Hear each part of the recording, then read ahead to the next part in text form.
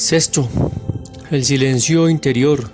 Los experimentos han demostrado que un chimpancé y un niño humano manifiestan poca diferencia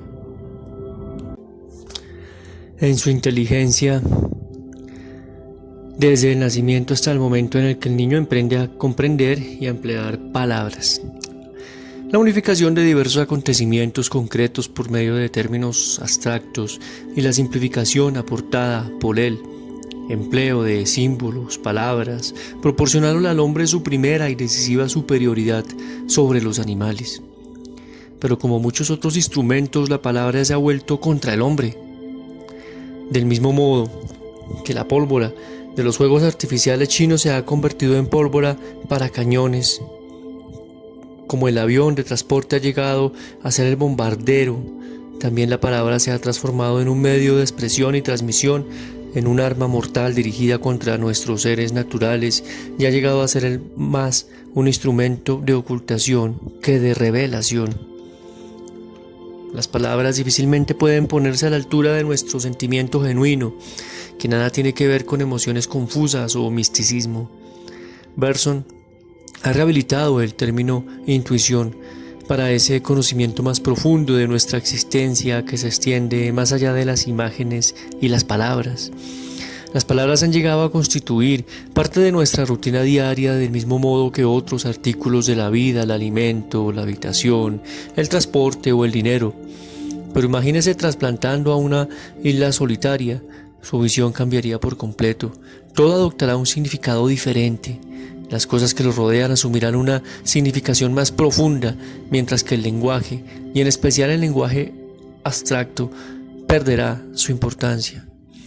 Cada palabra que emplee necesitará tener su referente preciso. La existencia biológica eclipsará a la intelectual. Ya en la guerra, aunque se proporciona, en cuanto posible, al soldado la satisfacción de las necesidades vitales, el ser biológico se afirma y lanza por la borda al intelecto, a menos esa parte que no está en contacto con las necesidades más importantes del soldado.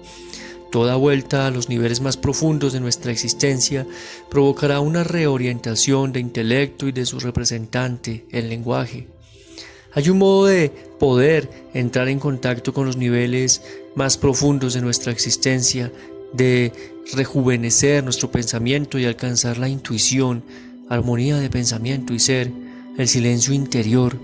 Sin embargo, antes de que usted pueda dominar el arte del silencio interior, debe practicar el escuchar sus pensamientos. El pensamiento verbal y el habla tienen, como se demostró antes, un estado prediferencial. El pensamiento verbal es un tipo de habla imaginaria. En forma similar existe un estado prediferencial que se diversifica en hablar y escuchar y que corresponde en el nivel acústico a la actitud e idética en la esfera visual. Cuando usted logre reconquistar esta unidad, hablar, escuchar, puede acrecentar en forma notable el conocimiento y la conciencia de qué y cómo piensa. Como ejercicio inicial, lea en alta voz o recite lo que guste y escuche su manera de hablar, pero no debe ni criticar ni cambiar su forma de hablar. El secreto del éxito es el mismo que en cualquier ejercicio de concentración, no realizar ningún esfuerzo especial fuera de tomar conciencia de una acción específica. Una vez que advierta en la situación de entrenamiento que puede oírse a sí mismo, escuche ocasionalmente su voz cuando esté en compañía. Después de esto, realice un esfuerzo serio para tomar conciencia de su así llamado pensamiento. Este ejercicio debe realizarse al principio en soledad. Cuando trate de escuchar su pensamiento, al principio probablemente no lo logrará, quedará confundido como el famoso 100 pies y su habla interna se detendrá bajo el escrutinio. Pero cuando afloje su atención, su balbuceo interno llamado pensamiento comenzará de nuevo. Repita este intento una y otra vez, especialmente cuando su pensar sea una auténtica habla subvocal, cuando emplearía frases como yo me digo a mí mismo, o cuando se prepara para encontrarse con alguien y ensaya en su mente lo que va a decir. Insista hasta que logre sentir su pensar, la identidad de escuchar y hablar. Cuando suceda esto, advertirá dos fenómenos más. Su pensamiento se hará mucho más expresivo y al mismo tiempo esa parte de su pensamiento que no es una expresión genuina comenzará a desintegrarse.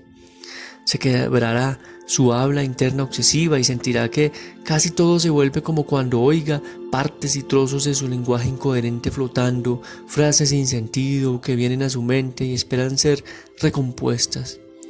Pocas acciones desarrollarán el sentido de actualidad tanto como el escuchar su pensamiento, especialmente cuando experimente la reorganización de su pensamiento y el descubrimiento del lenguaje como un instrumento de significado y expresión.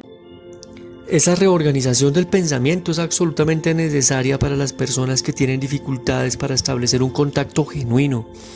Esto tiene aplicación a las personas tímidas, torpes o que tartamudean, lo mismo que a las personas de naturaleza contraria, personas que siempre deben tomar la palabra, que no pueden dejar de hablar, que son un surtidor siempre que se encuentran con alguien y que no pueden recibir lo que el otro dice, pues solo ellas mismas pueden aportar algo útil, interesante o agradable.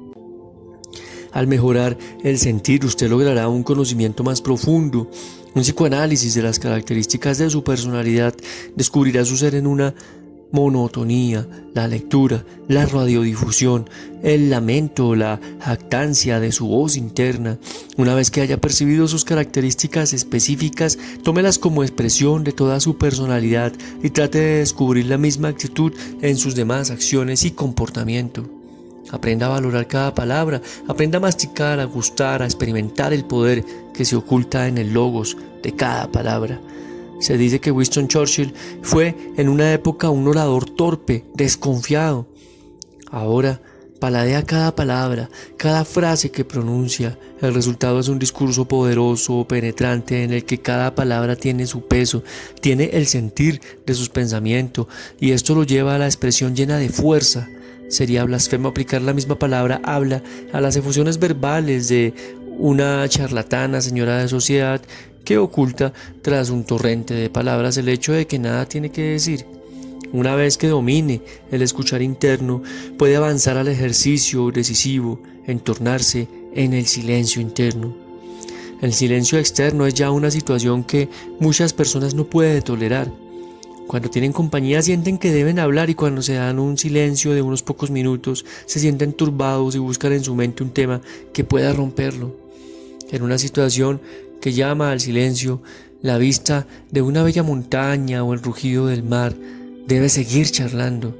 Han perdido el contacto con la naturaleza de tal forma que tienen que cogerse de la charla como su único medio para establecer cierto tipo de contacto. Es mucho más difícil, aún para las personas que no son charlatanas, habérselas con el silencio interior. No se debe confundir el silencio interior con la mente en blanco.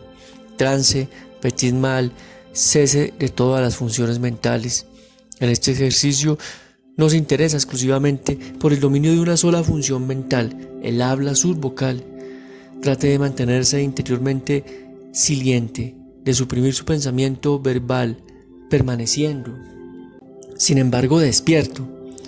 Al principio descubrirá que es muy difícil y descubrirá el carácter obsesivo de su habla interior.